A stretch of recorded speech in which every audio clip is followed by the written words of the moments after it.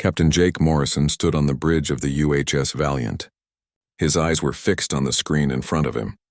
A red light was flashing and it made his heart beat faster. Delta Station had stopped sending signals 3 hours ago. That mining station sat on the edge of human space, far from any military bases. 300 people worked there, digging minerals from asteroids. They were civilians. Miners, engineers, doctors, and their families. Now a message came through the speakers. The voice was not human. It hissed and clicked in a strange way. Jake knew that sound. It was a Krauth, one of the alien species that controlled parts of the outer territories. "This is Commander Vex of the Krauth Syndicate," the voice said. "We have taken control of Delta Station. 300 human civilians are now our prisoners. The human coalition must withdraw from the Outer Rim territories. You have 48 hours. If you do not leave, we will execute one hostage every hour. This is not a request. This is a demand," the message ended. The bridge became very quiet. Everyone turned to look at Jake. His second-in-command, Lieutenant Lisa Hayes, was the first to speak.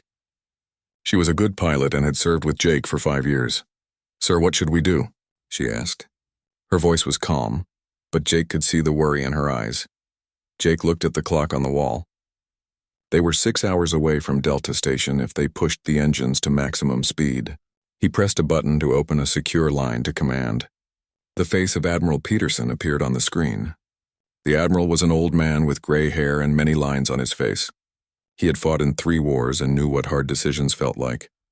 "Admiral Peterson, this is Captain Morrison," Jake said. "We have received the Krauth demands. They have taken Delta Station. 300 hostages. They want us to leave the Outer Rim. I am requesting permission to go to Delta Station and get our people back." The Admiral nodded slowly. "Permission granted, Captain. I am sending 2 more ships to help you. The Vanguard and the Phoenix will meet you in 4 hours. But Morrison, you know what our policy is?" Jake straightened his shoulders. "Yes, sir. Humans never negotiate with terrorists." "That is correct," the Admiral said.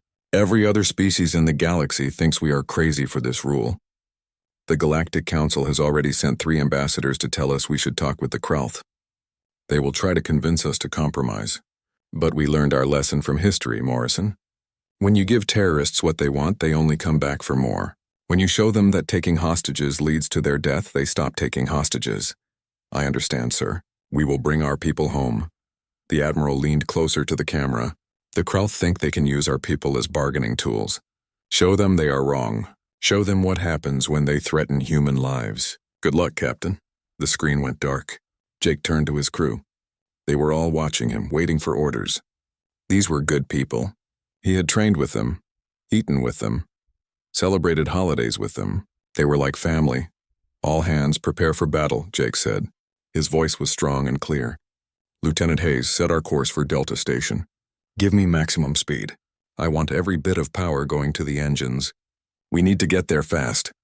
Lisa's fingers moved quickly over her control panel. "Course set, Captain. We will arrive at Delta Station in 6 hours." "Good. Lieutenant Commander Alex Turner, I want you to start planning the assault. Look at the station layout. Find the best places to breach. Figure out where they might be keeping the hostages." "I want options," Alex nodded. He was the tactical officer, a young man with sharp eyes and a quick mind. "On it, sir. I will have scenarios ready in 1 hour." Jake pressed another button. "Engineering, this is the captain. I need everything you can give me. Push the engines as hard as they can go. We have people in danger." A voice crackled back. "Understood, Captain. We will get you there." The ship began to move faster. Jake could feel the vibration through the floor. The Valiant was a good ship, strong and fast. It had railguns that could punch through enemy shields and armor that could take a beating. But the most important weapons were the people who served on it. Down in the crew quarters, Sergeant Ryan Cooper was talking to his Marines. There were 20 of them, all wearing powered armor that made them look like metal giants. Each suit had weapons built into the arms and could protect the wearer from bullets, explosions, and even the cold of space. These Marines were veterans. They had done this kind of mission before. Ryan stood in front of them. He was a big man with a serious face. "Listen carefully," he said. 300 civilians are being held prisoner on Delta Station. Men, women, and children. The Krauth think they can use these people to control us. They think we will be afraid and back down. They are wrong." The Marines listened. Some of them checked their weapons. Others adjusted their armor. All of them were focused. "We are going to show the Krauth what happens when you threaten human lives," Ryan continued. "We will go in fast. We will hit them hard, and we will bring our people home. Every single one of them if we can. Does everyone understand?" The Marines slammed their metal fists against their chest plates. The sound was loud and powerful like thunder. It was their way of saying yes. They were ready. "Good," Ryan said. "Check your equipment. Make sure everything works. We drop in 6 hours." Back on the bridge, Jake watched the stars pass by on the main screen. Somewhere out there, 300 people were waiting. They were scared, but they knew help was coming. That was the promise humanity made. No matter where you were, no matter how dangerous the situation, if you were in trouble, help would come. That promise was not just words. It was backed up by ships like the Valiant and people like Ryan and his Marines. Lisa looked over at Jake. "Do you think they will really start killing hostages?" she asked quietly. Jake was silent for a moment. "Maybe. The Krauth are desperate. They want control of the outer rim, but we are in their way. They think this will force us to leave, but they do not understand us. They do not understand that humans will fight for each other no matter the cost. The Galactic Council will try to stop us," Lisa said. "They always do." "Let them try," Jake said. "We are not changing our policy. Not for the Council. Not for anyone." The Valiant continued to speed through space. Behind it, 2 more ships appeared. The Vanguard and the Phoenix had arrived early. They formed a triangle with the Valiant, moving together toward Delta Station. 3 warships fully armed and ready for battle. The Krauth had made a big mistake. They thought taking hostages would give them power. Instead, they had just made humanity very, very angry. 30 minutes passed. The Valiant was moving fast through space, its engines glowing bright blue. Jake stood at his post watching the navigation display. Then a light began blinking on the communication console. It was marked with special codes.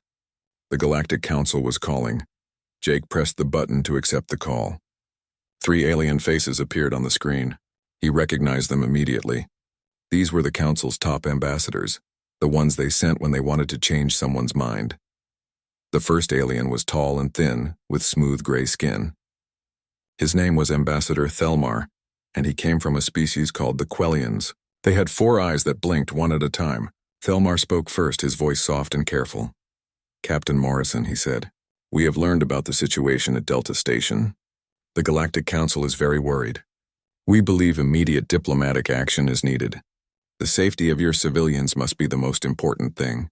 Please let us help you negotiate with the Krauth." The second alien was different. She looked like she was made of crystal, with light shining through her body. Her name was Ambassador Krisha, from the Luminar Collective. When she spoke, her voice sounded like music. "Captain, we have dealt with the Krauth many times," she said. "In the last 10 years, we have successfully negotiated with them 17 times. They want territory, nothing more. If you withdraw your forces from the disputed areas, they will release your people. No one needs to die. This solution has worked before." The third alien was big and strong, covered in thick scales like a reptile. His name was General Vorgan, and he came from the Dravok Empire. He was a military leader, and his voice was rough and direct. "Your stubbornness will kill your people, human," Vorgan said. "We have watched your species refuse to compromise again and again. Each time innocents suffer. Is your pride really worth 300 lives? Think about what you are doing." Jake listened to all 3 ambassadors without interrupting. When they finished, he took a deep breath. His crew was watching him carefully. He knew his next words would be important. "With respect, ambassadors, you do not understand humans very well," Jake said calmly. "Those 300 civilians on Delta Station, they know our policy. They know we will not negotiate. And they know we are coming to rescue them. That knowledge gives them hope. It gives them strength." Thelmar's 4 eyes blinked quickly. "You would risk their lives to make a point? That seems very cruel, Captain." "No," Jake said firmly. "We will save them. As many as we possibly can. But we will not reward the Krauth for taking hostages. Ambassador Krisha, you said your people have negotiated with the Krauth 17 times. Tell me, how many attacks have they carried out in that same time period?" The crystalline ambassador seemed to dim slightly. 43 confirmed attacks, Captain. But many lives were saved through negotiation. "And how many attacks have been made against human targets since we started our no-negotiation policy 8 years ago?" Jake asked. The 3 ambassadors looked at each other. None of them spoke. "This is the fourth," Jake said. "4 attacks in 8 years. You have had 43 in 10 years. Do you see the difference? When we negotiated, the attacks increased. When we stopped negotiating and started fighting back hard, the attacks almost stopped. The Krauth learned that humans are not worth the trouble," General Vorgan growled. "You speak of numbers while your people are in danger right now. This is foolish." "Maybe it seems that way to you," Jake replied. "But here is what I know. Right now the Krauth are probably listening to this conversation. They are hearing you beg me to negotiate, and they are starting to realize they made a terrible mistake." He leaned closer to the camera. "In 6 hours they will not be holding hostages anymore. They will be fighting for their lives against 3 human warships and 20 of our best Marines. And they know our track record. In every hostage situation we have faced in the last 8 years, we have rescued our people, every single time. But people died in some of those rescues," Ambassador Thelmar said softly. "Yes," Jake admitted. "Some people died, and that hurts. Every loss hurts. But think about this. Those 300 people on Delta Station, they are miners. They chose to work on the frontier. They knew the risks. They are tough people, not soft. And here is something else the Krauth do not understand. Those miners are not just sitting there waiting to be rescued. Right now they are probably planning how to fight back themselves." Ambassador Krisha's light pulsed slowly. "Your confidence may be misplaced, Captain. The Krauth are experienced fighters. So are we," Jake said. "And we have something they do not have. We have the certain knowledge that help is coming. The Krauth have fear. They know that taking humans hostage is different from taking your people hostage. When they take your people, you negotiate. You give them what they want. When they take humans, we come with everything we have. We do not stop until our people are safe or we are dead." General Vorgan stood up. His large frame filled the screen. "This conversation is pointless. You will not listen to reason. We will file a formal complaint with your government." "You are welcome to do that," Jake said. "But my government will tell you the same thing I am telling you. Humans never negotiate with terrorists. This is not about pride. This is not about being stubborn. This is about teaching a lesson that needs to be taught. When you reward violence, you get more violence. When you punish violence with overwhelming force, you get less violence. It is that simple." Ambassador Thelmar shook his head. All 4 of his eyes looked sad. "We hope you are right, Captain Morrison. For the sake of your people, we truly hope you are right. But we fear you are making a grave mistake." "Time will tell," Jake said. "Morrison out," he ended the transmission. The bridge was quiet for a moment. Then Lisa spoke from her pilot station. "Do you think the Krauth really were listening?" she asked. Jake smiled, but it was not a happy smile. "If they have any intelligence at all, they were listening. And if they were listening, they are scared right now. They thought this would be easy. Take some humans, make some demands, get what they want. But now they realize they have trapped themselves. They have 300 hostages, yes. But they also have 3 human warships coming for them, and we do not care about their demands." Alex Turner looked up from his tactical station. "The Vanguard and Phoenix have matched our speed. They are in formation with us now. We are moving as one unit." "Good," Jake said. "How much longer until we reach Delta Station?" 5 hours and 20 minutes, Lisa answered. Jake nodded. "Keep pushing. I want to get there as fast as possible. Every minute counts." He looked at the star map on the main screen. Delta Station was marked with a red dot. It seemed so small and far away. But for 300 people, it was their whole world right now. And help was coming. Help that would not stop, would not negotiate, and would not give up until every single person was safe or every enemy was defeated. That was the human way. That was the promise. Inside Delta Station, Commander Vex was not having a good day. The Krauth commander walked back and forth in the control room, his tail moving quickly behind him. Things were not going according to plan. His second officer, Lieutenant Krell, stood nearby with a data pad. Krell looked worried, and that made Vex even more nervous. "Give me a status report," Vex demanded. His voice came out as a hiss, the way it always did when he was angry. Krell looked at his data pad. "The human prisoners are being held in the main habitation ring. We have 20 guards watching them. But, sir, there is something strange. The humans are not acting like prisoners. They are too calm. Some of them are even smiling at our guards. It is unsettling." Vex stopped walking. "What about the human military response? Have they agreed to our demands?" "No, sir," Krell said quietly. 3 warships are coming toward us. They will arrive in about 5 hours. They have not tried to communicate with us at all. No negotiation attempts, nothing. Vex felt cold fear in his stomach. That cannot be right. Check again. I have checked 3 times, sir. The humans are not negotiating. I also intercepted a communication between their captain and the Galactic Council. The Council tried to convince the humans to negotiate.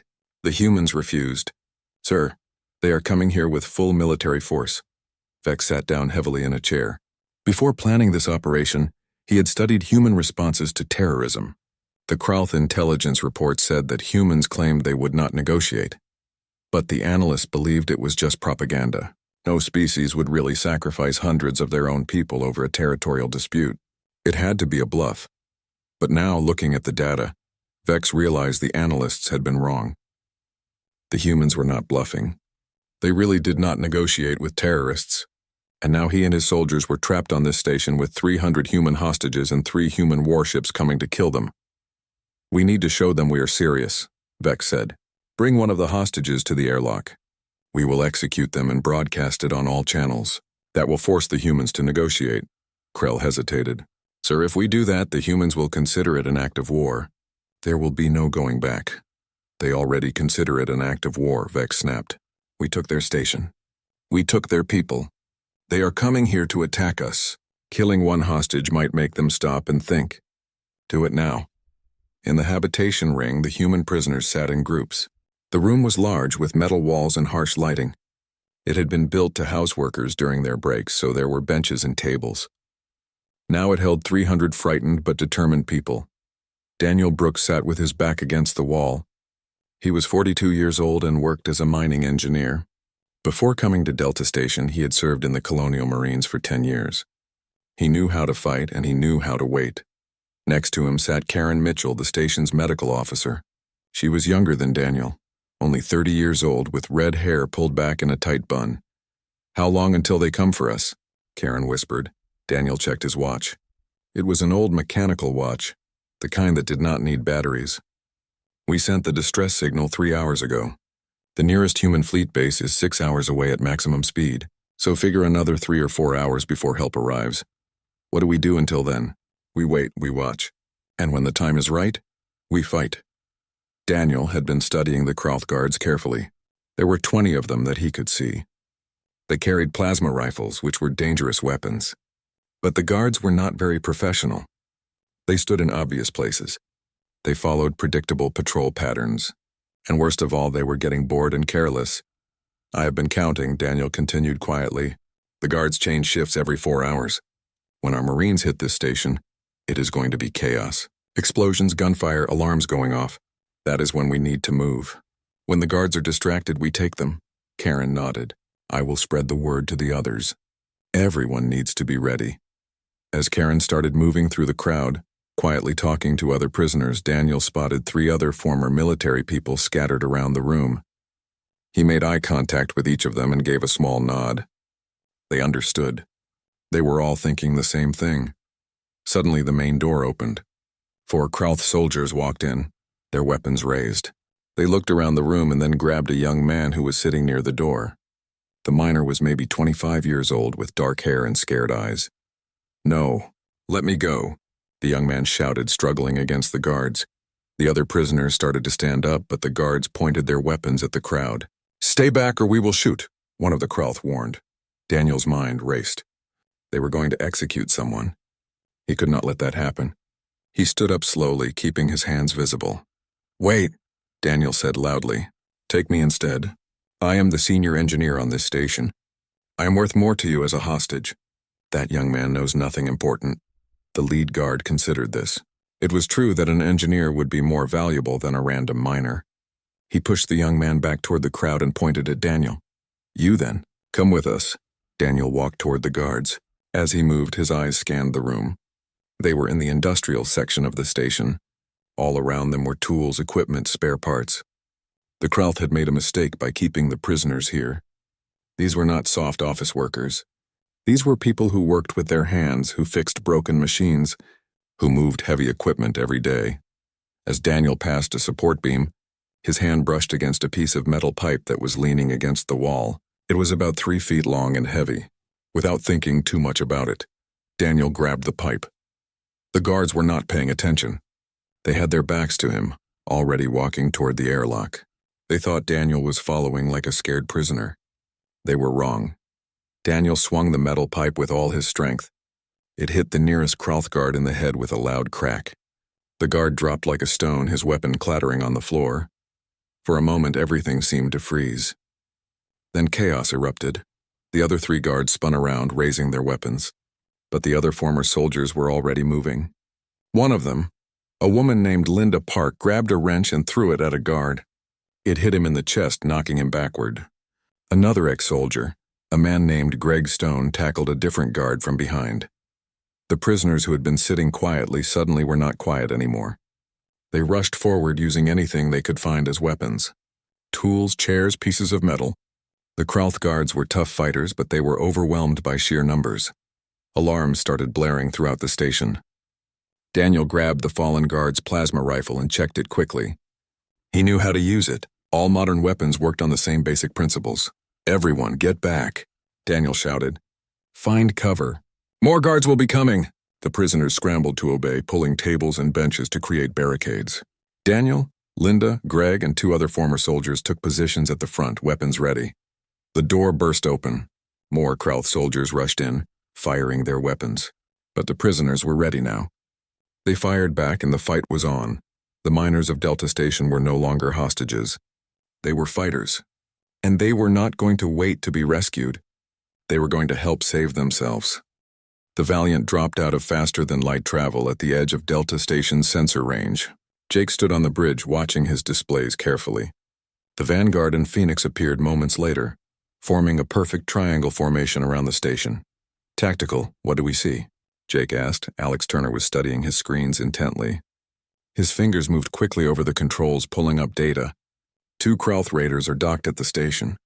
"I am reading about 60 hostile soldiers inside the station. But sir, something strange is happening. I am picking up multiple energy signatures. Small arms fire, explosions, there is fighting inside the station." Jake felt a surge of pride run through him. The civilians started their own rescue operation. Good for them. "Lisa, take us in fast. Open all communication channels. Tell the Krauth they have one chance to surrender." Lisa activated the communications array. Her voice went out on all frequencies, clear and strong. "Krauth forces, this is the UHS Valiant. You are ordered to release all hostages immediately and surrender your vessels. You have 30 seconds to respond. If you do not surrender, we will open fire." The crew watched the clock count down. 20 seconds, 15 seconds, 10 seconds. At 28 seconds, one of the Krauth raiders suddenly undocked from the station. Its engines flared bright as it tried to run. Alex did not wait for orders. His training took over. Firing solution locked. "Railguns ready?" "Fire," Jake said simply. The Valiant shuddered slightly as its magnetic railguns fired. These were not energy weapons like lasers. They were kinetic weapons that launched solid metal slugs at incredible speeds. The tungsten projectiles crossed the distance in seconds. The Krauth raiders' shields lit up, trying to absorb the impact. But railgun slugs carried too much kinetic energy. The shields failed almost immediately. The slugs punched through the hull, tearing the ship apart from the inside. The raider split in half, atmosphere and debris venting into space. "Target destroyed," Alex reported. His voice was calm and professional. "Second raider is responding," Lisa said. "They are surrendering. Powering down all weapons." Jake opened the fleet channel. "Vanguard, secure that vessel. Send a boarding team. Phoenix, maintain position and cover the station. All sensors active. Make sure nothing else tries to run." Acknowledgements came back from both ships. Jake then switched to the Marine channel. "Sergeant Cooper, you are clear for deployment. Get to our people and bring them home safe." In the launch bay, Ryan Cooper stood with his Marines. They were already in their assault pods, sealed in and ready to go. Ryan was in the lead pod, checking his systems one last time. "You heard the captain," Ryan said over the squad channel. "Let us move. Alpha team, you are heading for the command center. Bravo team, secure the habitation ring where the hostages are. Charlie team, you are with me to engineering. Remember, weapons free on all hostile contacts, but watch for civilians. According to sensors, they are fighting the Krauth, so do not shoot our own people." The assault pods launched in a synchronized pattern. 20 pods streaked toward Delta Station like metal meteors. Each pod had shaped charges on its nose designed to punch through station hulls. The pods hit their designated breach points at exactly the same time. Ryan felt the impact as his pod breached the hull. The charge blew a hole in the metal and the pod pushed through. Then the pod opened, and Ryan was inside the station, his powered armor absorbing the rough landing. His heads-up display lit up with information. The station's internal sensors were feeding data directly to the Marine Combat Network. Friendly signals showed as blue dots. Hostile signals showed as red dots. Right now there were a lot of both and they were mixed together. All teams, move out, Ryan ordered. Stay sharp. Remember your training. Let us get our people and go home. The Marines moved through the station with deadly efficiency. They had trained for this exact kind of mission hundreds of times. Every corner was cleared properly. Every door was checked before entry. Every hostile contact was identified and neutralized within seconds. The Krauth soldiers were trained fighters, but they were not prepared for humans in powered armor. The armor made the Marines stronger and faster. It protected them from small arms fire, and the integrated combat AI helped them see enemies through walls using thermal and motion sensors. Ryan's team reached engineering. The door was partially open and he could hear fighting inside. He signaled his team to hold position and then used his external speakers. Friendly forces coming through. Marines, do not shoot. The fighting paused. Ryan pushed through the door, his armor making him look huge and intimidating. Inside he saw a scene of chaos. Dead Krauth soldiers lay on the floor. Human miners crouched behind barricades made of tables and equipment. And standing at the front holding a plasma rifle was a middle-aged man covered in cuts and bruises but still standing strong.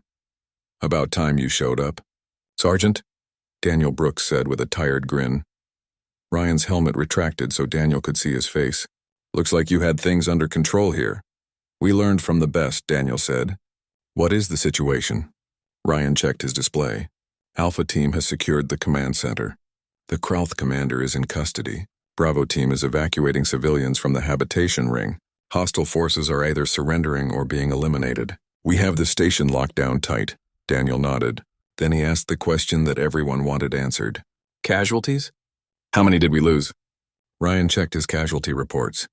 3 civilians wounded in your uprising before we arrived. None of the wounds are life-threatening. 297 civilians confirmed safe and accounted for. We are still searching for the last few who might be hiding. He paused, then added with genuine respect. Your people did real good, Daniel. You started the fight and kept it going until we got here. You saved a lot of lives by not waiting. Daniel looked at the miners around him. They were tired, scared, and some were hurt. But they were alive. And they had fought back. That was the human way. Never give up. Never stop fighting. Even when things looked hopeless, you kept going. On the bridge of the Valiant, Jake was receiving status reports from all teams. Every report was good news. Hostages rescued. Krauth forces surrendering or eliminated. Station secured. 0 military casualties. 3 civilian wounded, none critical. Sir, we have Commander Vex in custody, Alex reported. He is asking to speak with you. Jake thought about it for a moment. Then he nodded. Put him through. The Krauth commander appeared on the screen. His scales had lost their shine and his eyes looked defeated. Vex stared at Jake with something like disbelief. You could have negotiated, Vex said bitterly. We would have released them eventually. Jake looked at him calmly. No, you would have done this again. Either to us or to someone else. That is what terrorists do. They push and push until someone pushes back harder. Well, Commander Vex, you just learned what happens when you push humanity. We push back with everything we have. Vex said nothing. There was nothing to say. He had gambled and lost. Now he would face justice. Take him to the brig, Jake ordered. We will turn him over to the Galactic Justice Commission. They can decide his fate. The screen went dark. Jake looked around his bridge at his crew. They had done well today. They had saved 300 lives and sent a clear message to anyone who might think about taking human hostages in the future. Good work, everyone, Jake said. Let us bring our people home. Back on the Valiant, Jake walked through the corridors toward the bridge. Crew members stepped aside to let him pass, nodding respectfully. Word had already spread about his speech at the council. Some crew members looked proud. Others looked worried about what might come next. Lisa Hayes was waiting for him near the bridge entrance. She fell into step beside him as they walked. How did it go? She asked quietly. Jake smiled tiredly. About as expected. The council is upset with us. Half the galaxy thinks we are crazy and dangerous. The other half is probably reevaluating their own security procedures right now. And what about the Krauth Syndicate? Lisa asked. Will they come after us again? According to our intelligence reports, they have already issued an internal directive. Human targets are now classified as too high risk to engage. They are focusing their operations on species that negotiate and pay ransoms. The warning worked, Lisa. They learned their lesson. Lisa nodded slowly as they entered the bridge. So we saved lives by refusing to compromise. We saved lives by being willing to fight. Exactly, Jake said. He walked to his command chair and sat down. The bridge felt comfortable and familiar after the hostile environment of the council chambers. That is the difference between us and most of the galaxy, Lisa. They value peace more than justice. They value stability more than freedom. They value comfort more than principles. But humans learned something important long ago in our own history. Those values alone do not protect innocent people. Strength protects people. Resolve protects people. The willingness to stand up and say this far and no further. That is what protects people. Alex Turner looked up from his tactical station. Sir, we are receiving reports from our intelligence network. Multiple criminal organizations are updating their target assessments. Several major pirate groups have reclassified human vessels as off-limits. Jake allowed himself a small smile. Good. That means fewer fights in the future. That means fewer people in danger. That is what this is all about. Lisa returned to her pilot station and checked their course. Where to now, Captain? Set course for home, Jake said. The Vanguard and Phoenix can escort the civilians back to Earth. We have patrol. Duties in the Outer Rim. Someone needs to make sure our message is understood out there. As the Valiant prepared to depart from Concordia Station, Jake looked out at the stars through the main view screen. He thought about Daniel Brooks and the miners who had fought back on Delta Station. He thought about Ryan Cooper and the Marines who had risked their lives in the rescue. He thought about all the people throughout human space who went about their daily lives knowing that if danger came, help would follow. That was worth fighting for. That was worth the disapproval of the Galactic Council. That promise, that guarantee, that unwavering commitment to never abandon people in danger. That was what made humanity special. Other species might call it stubbornness or pride. But Jake knew better. It was simply refusing to accept that innocent people should suffer while others profited from fear. Captain, Alex said, interrupting his thoughts, I am picking up a transmission from Admiral Peterson. He says the President wants to speak with you personally. Jake nodded. Put it through to my ready room. Lisa, you have the bridge. In the small private office next to the bridge, Jake accepted the transmission. The President appeared on the screen, a woman in her 60s with sharp eyes and a serious expression. President Linda Carson had been in office for 3 years and was known for her direct approach to problems. Captain Morrison, she said, I watched your speech at the council. The whole cabinet watched it. I want you to know that you spoke for all of us. You said exactly what needed to be said. Thank you, Madam President. The council is putting pressure on us to soften our policy, the President continued. 3 ambassadors have formally requested meetings. They want us to be more flexible. I told them no. We are not changing our policy, not now, not ever. I am glad to hear that, ma'am. The President leaned forward. But I also want you to understand something, Captain. This policy comes with a cost. We will make enemies. We will face challenges. Some of our people will die when we could have saved them through negotiation. Are you prepared for that? Jake met her gaze steadily.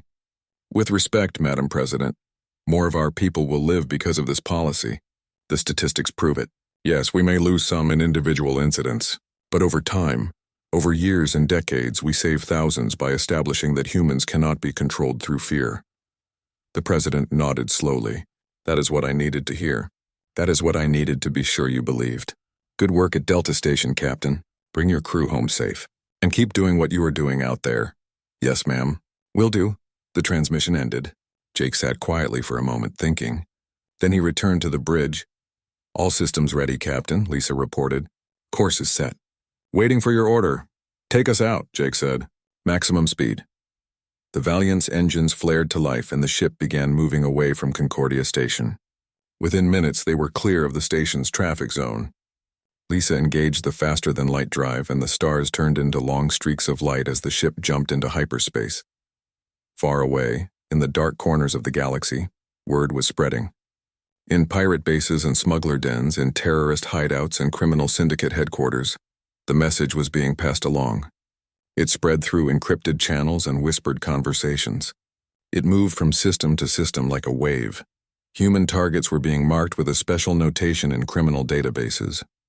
A simple warning that saved words but conveyed everything that needed to be understood. High risk. Do not engage. In one such hideout, a Krauth intelligence officer was briefing his commander on the Delta Station incident. The commander listened carefully, his tail moving slowly as he thought about what he was hearing. So the humans really do not negotiate, the commander said. It was not just propaganda. No, sir. They came with full military force. They destroyed one of our ships. They killed 43 of our soldiers. And they did it without hesitation. The human captain made a speech at the Galactic Council. I have it here if you want to watch. The commander waved his hand. I have already seen it. Everyone has seen it by now. The humans made sure of that. He was quiet for a moment. Issue new orders. All human targets are off limits. We focus on species that negotiate. The humans have made their position clear. We would be fools to test them again. Similar conversations were happening throughout the criminal underworld. Leaders were reassessing. Plans were being changed. Target lists were being updated. The lesson was being learned. Back on the Valiant, Jake sat in his command chair and watched the hyperspace display. The ship was running smoothly. His crew was professional and capable. And somewhere out in the galaxy, people were safer because of the choice humanity had made 8 years ago, the choice to never negotiate with terrorists, the choice to fight for every life, the choice to show the galaxy that humans could not be intimidated or controlled through fear. It was a hard choice.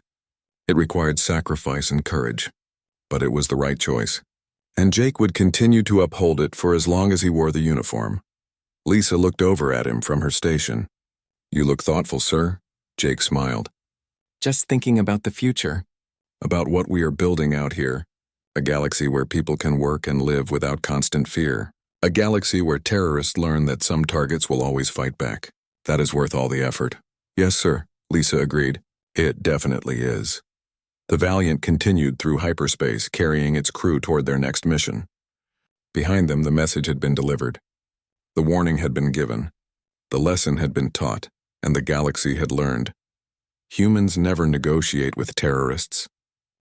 3 days later, Captain Jake Morrison stood in the Galactic Council chambers on Concordia Station. This was a neutral space station, where representatives from hundreds of different species met to discuss galaxy-wide issues. The assembly hall was enormous, with seats arranged in a circle around a central speaking platform. Every seat was filled. Everyone wanted to see what the human captain would say. Jake stood at the speaking platform in his dress uniform. It was crisp and clean, with medals on his chest. He looked calm, but inside he was very aware of all the eyes watching him. Some were curious. Some were angry. Some were afraid. Ambassador Thelmar spoke first. His 4 eyes blinked slowly as he addressed the room. Captain Morrison, the Council has reviewed your actions at Delta Station. We acknowledge that you recovered all hostages safely with minimal casualties. However, we must express serious concerns about your methods. The Krauth Syndicate has filed an official complaint. They claim you used excessive force and violated accepted protocols for hostage situations. Jake took a breath before responding. With respect, Ambassador, the Krauth Syndicate committed an act of war by seizing human civilians. They made demands backed by threats to murder innocent people. When they did that, they gave up any right to complain about our response. General Vorgan stood up, his large frame imposing. You destroyed one of their vessels with all crew aboard. 43 Krauth died in your assault on the station.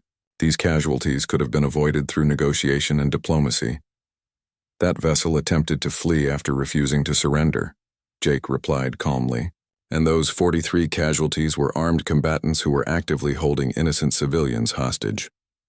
They were preparing to execute prisoners. Every single one of them made a choice. They chose to take hostages. They chose to threaten lives. They chose to fight when given a chance to surrender. They chose wrong, and they paid for those choices. Ambassador Krisha's crystalline form shimmered as she spoke. Captain, we understand your cultural perspective. But the galaxy operates on different principles. Flexibility and compromise prevent conflicts from getting worse. Your rigid stance may save lives in the short term, but it creates resentment. It guarantees future violence. Can you not see that? Jake shook his head. With respect, Ambassador, I looked at the data. Since humanity established our no negotiation policy 8 years ago, terrorist attacks against human targets have decreased by 87%. In that same time period, attacks against council member species have increased by 42%. Your flexibility is not preventing violence, it is encouraging it. A murmur ran through the chamber. Many delegates looked uncomfortable. Jake continued, raising his voice so everyone could hear clearly. Every time you negotiate with terrorists, you teach them that terrorism works. You reward violence and intimidation. You guarantee they will do it again, because why would they not? They got what they wanted last time with minimal risk. But when you teach them that taking hostages means they will all die, quickly and without mercy, they learn a different lesson. They learn that some targets are too dangerous. They learn that the cost is too high. Ambassador Thelmar's 4 eyes blinked rapidly. You speak of lessons and costs. But what about mercy? What about the value of life? These are important principles that should not be abandoned. I value life greatly, Ambassador. That is exactly why I will not reward those who threaten it. Jake paused and looked around the room. 300 human civilians were taken hostage at Delta Station. We recovered 297 alive and 3 wounded. 3 died fighting their captors before we could arrive. That is a 99% survival rate. Can your negotiation tactics match that record? The chamber became very quiet. No one answered. Jake pressed his advantage. I pulled the statistics from your own public databases. In the last 10 years, council species have negotiated with the Krauth Syndicate 17 times. In 12 of those cases, hostages died anyway, even after ransoms were paid or demands were met. In 3 cases, the terrorists simply took new hostages a few months later. Your success rate for peaceful resolution is only 35%. Our success rate for military resolution is 98% over the last 8 years. The numbers do not lie. General Vorgan slammed his fist on his desk. These numbers may be accurate, but they ignore the larger context. Your military actions create enemies. They destabilize entire regions. They lead to escalation and more violence. You humans are making the galaxy more dangerous, not safer. No, General, Jake said firmly. Terrorist actions create enemies and destabilize regions. We simply respond to that reality. And if you want to talk about escalation, consider this fact. Before humanity entered the galactic community 15 years ago, the Krauth Syndicate operated with near impunity across dozens of systems. They took hostages regularly. They made demands. They profited from fear. Now, after just 8 years of our no-negotiation policy, they are reduced to desperate acts that end in their destruction. That is not escalation. That is deterrence. That is making the galaxy safer. Jake stepped forward, closer to the edge of the platform. He wanted everyone to see his face clearly. He wanted them to understand he was completely serious. I did not come here today to debate philosophy or to defend our actions. I came here to deliver a message. Consider it a formal notice to the galaxy at large. Every species needs to hear this and understand it completely. He spoke slowly and clearly, making sure every word was recorded by the hundreds of cameras and sensors in the room. Humans never negotiate with terrorists. We will not pay ransoms. We will not accept hostage situations as bargaining opportunities. We will not compromise with those who threaten innocent lives. Any individual or organization that takes human hostages should understand they have sealed their fate. We will find you. We will come for you with overwhelming military force, and we will end you, not as punishment, not as revenge, but as a lesson to anyone else who might consider following your example. He paused to let that sink in. Then he continued. Some of you think we are barbaric. Some think we are inflexible and unreasonable. Some think we are dangerous and unpredictable. You are probably right on all counts. But I will tell you what we are not. We are not afraid. We are not weak. We are not going to change our policy just because it makes you uncomfortable or because it does not match your cultural values. Ambassador Thelmar stood slowly. Captain Morrison, this stance will make humanity many enemies throughout the galaxy. You must realize that. Jake met his gaze without flinching. Ambassador, anyone who becomes our enemy because we refuse to negotiate with terrorists was never really our friend to begin with. But let me tell you who will become our friends. Every civilian in this galaxy who knows that if they are ever taken hostage, and they are human or under human protection. They do not have to pray for negotiations or hope for mercy from their captors. They can count on rescue. They can know with absolute certainty that we are coming for them. We will not stop until they are safe or we are dead.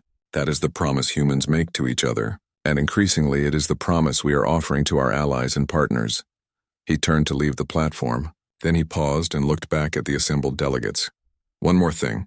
Commander Vex and the surviving Kralth Syndicate members from Delta Station are being turned over to the Galactic Justice Commission for trial. But make no mistake about why they are alive. They are alive because they surrendered. The ones who chose to fight died. That is not a threat. It is simply the reality of dealing with humanity. I suggest you spread the word. Jake walked out of the chamber. Behind him, the delegates erupted into loud discussion. Some were outraged at human arrogance and disregard for diplomatic norms. Others were thoughtful, quietly reconsidering their own security policies. And a few, mostly representatives from smaller species who had suffered repeatedly under terrorist attacks, looked at humanity with something that might have been hope.